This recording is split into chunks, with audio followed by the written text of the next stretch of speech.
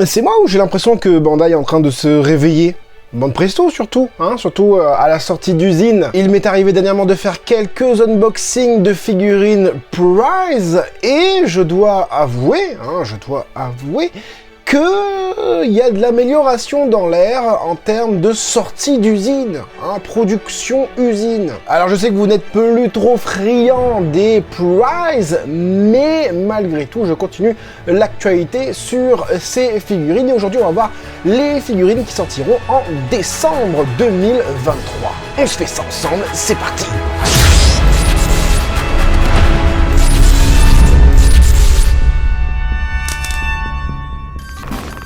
Hey, salut tout le monde, c'est Prince Stark et bienvenue sur ma chaîne là où passionné rime avec qualité. Aujourd'hui dans cette vidéo, on va voir les figurines Dragon Ball, hein, j'ai pas précisé au début de la vidéo, Dragon Ball qui sortiront en décembre 2023. On aura du DBS Broly, on aura du Vegeta et Goku arc Saiyan, c'est bien ça, et on aura aussi de l'arc Frieza avec une petite Rico, mais on passe tout de suite au screen vidéo avec ce Broly.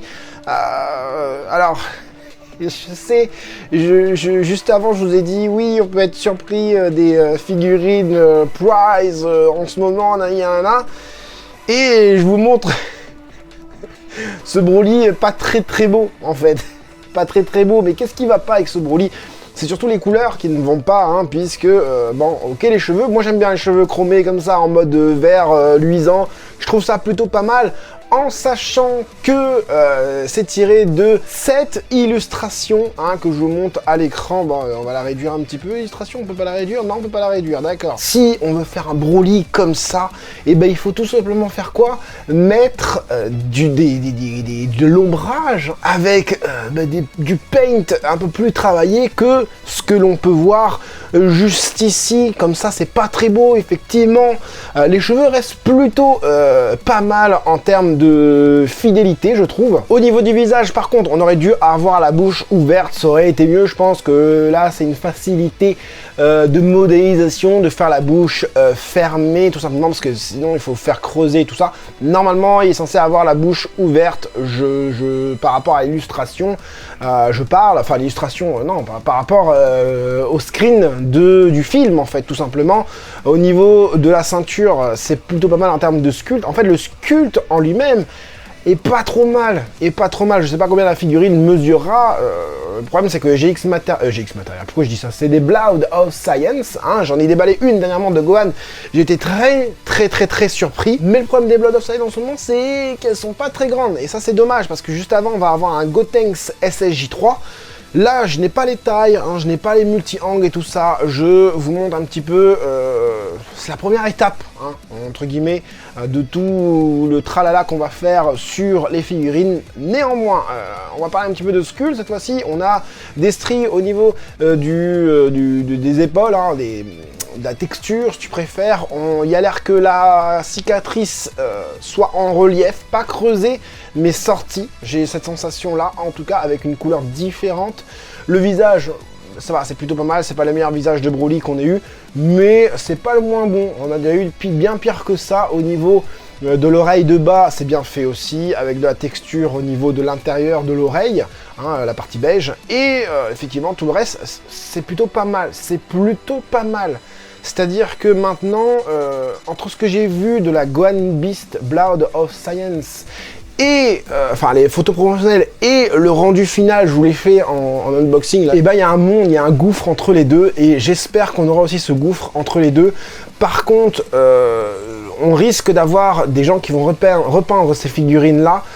Elles devraient être pas mal si on utilise de bonnes techniques au niveau des ombrages, hein, tout simplement, du brush, quitte à la faire en manga animation par rapport à l'illustration que je vous ai montré tout à l'heure.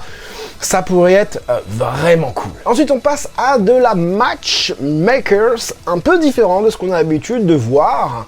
En sachant que on aura du coup Vegeta Matchmakers versus Goku Matchmakers. Elle est tirée, enfin cette scène est tirée de cette case du manga. Oui, il n'y a plus rien à voir entre la tête de Goku et Vegeta dans la case du manga et ce qu'on voit là, je suis désolé. Alors, j'ai eu des commentaires, hein. Autant pour la Broly, il n'y a personne de chaud, hein, mais en même temps des Broly on en a eu à l'appel, donc voilà.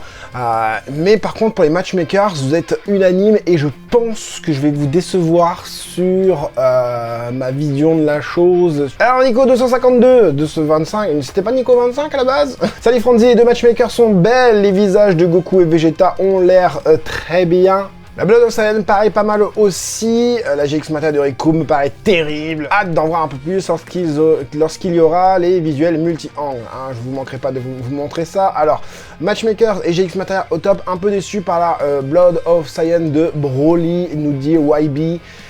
YB, hein, YB moi je dis. Ça aurait été sympa d'avoir un Broly DBZ en prize, ouais c'est clair. Le Rikum a l'air ouf, dit, alors comment il...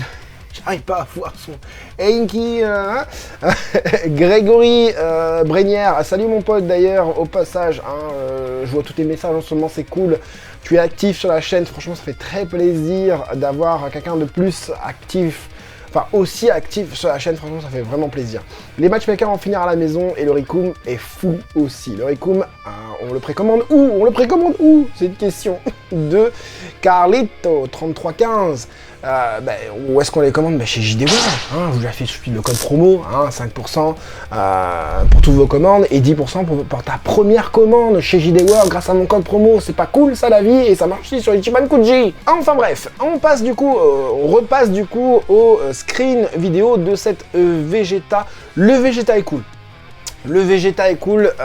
Le truc c'est que tu vois, j'ai déjà une GX Materia de Vegeta et ce truc là, il est déjà sorti aussi en Figure Arts, pas Figure Arts 0, mais Figure Arts je sais plus quoi là, Figure Rise, non pas Figure Rise, Figure Arts, ouais je crois que c'était des Figure Arts, enfin bref, ouais, c'est quelque chose qu'on a déjà vu, hein. Ils ont déjà exploité cette partie de l'arc Saiyan, et du coup moi ce qui me frappe tout de suite, c'est la couleur de la peau de Vegeta, bleu effectivement, parce que son Kanengaric est bleu, non violet, enfin voilà.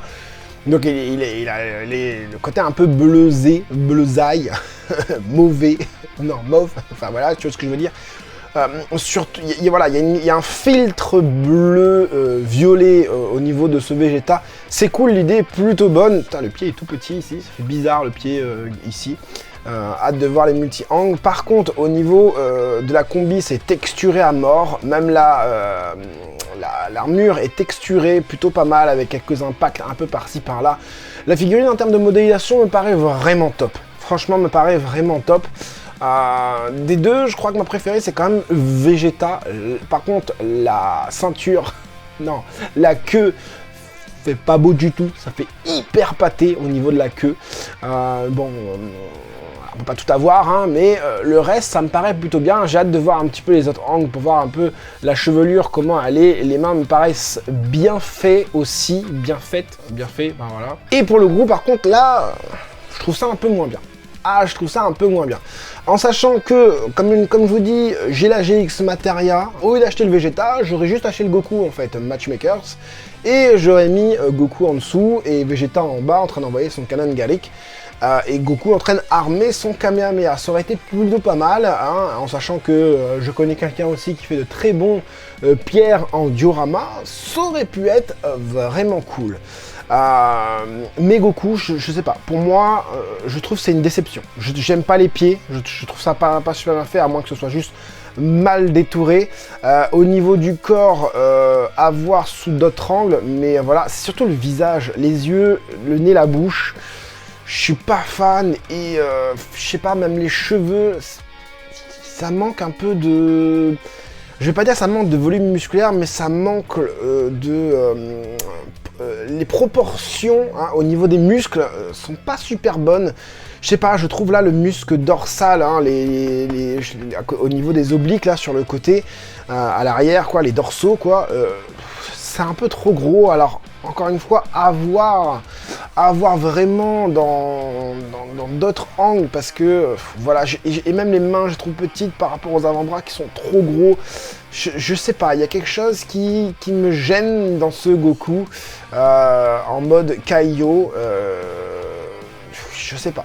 technique de Kaio. Je sais pas, il y a un truc qui me gêne à voir sur les autres angles. Mais là, je suis pas fan. Le Vegeta est pas mal, il est même plutôt bien. Hein. Mais le Goku, et c'est celui que j'aurais voulu des deux. Je suis pas hyper satisfait malgré que voilà, on a la texture, on a les impacts au niveau du doggy, les muscles ont l'air striés, il y a des petits stries comme ça, tac tac tac tac tac, pour montrer que le muscle il est hyper congestionné, voire même trop congestionné. Mais bon, j'attends les visuels multi-angles. Et on passe du coup à cette fameuse représentation GX Materia de Riku. Elle est folle. Elle est folle. Oh là là là là là là là là là là. Je sais pas c'est qui le sculpteur. GX Materia? Bah si, c'est Varrock. Mais Varrock, tu t'es surpassé là. Tu t'es surpassé, il y a... Tu serais pas allé voir un petit peu ce que fait Iwakura? Parce que là, la figurine, elle est hyper texturée.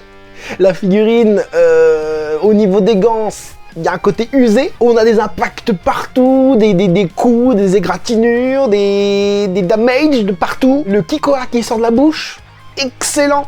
La figure excellente, le mouvement dans les cheveux à la mode C16, les veines sur les biceps, sur le pec, les jambes hyper anguleuses. Bon, ça c'est ce que tu sais faire, hein, Varrock. Je pars directement à Varrock, hein, voilà, vous écoutez, c'est tout. Non, mais voilà, la modélisation est juste énorme. Et on a ce côté, encore une fois, moderne, mais très Dragon Ball Z avec ce côté très anguleux. Au niveau du chara design du personnage, les poings sont magnifiques, les abdos sont magnifiques, Tu me demandes entre ça et la Kuji. Voilà, la Kuji, le problème c'est que la Kuji, tu peux pas l'exposer sans les autres. Ça oui. Donc si tu m'offres une figurine, limite je prends ça. Voilà. Petit budget, 30 balles, hein, environ, hein, tu vois. Je crois que c'est 20 balles, je crois que j'ai JD World sans compter les frais de port. Mais tu la mets quand